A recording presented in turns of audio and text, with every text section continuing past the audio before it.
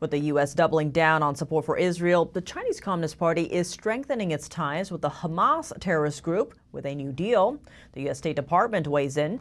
NTD's Melina Weisskopf has the details. The CCP is using the Israel-Hamas war as leverage to gain influence in the Middle East. After 3 days of talks in Beijing, leaders of 14 different Palestinian factions on Tuesday signed an agreement.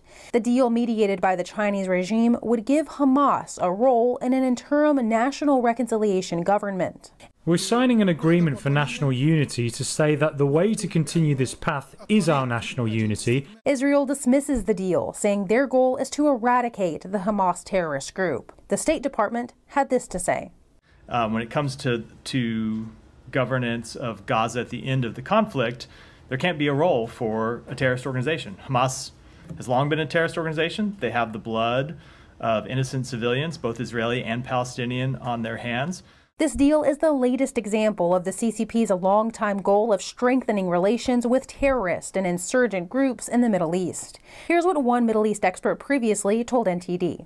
China has been trying to establish over the last decade and change as a key trade and transit route for Chinese goods and influence through the Middle East and then up into Eastern Europe.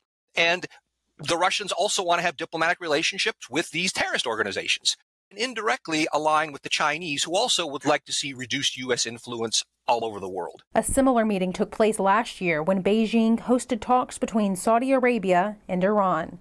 Reporting from Washington, D.C., Melina Weisskopf, NTD News.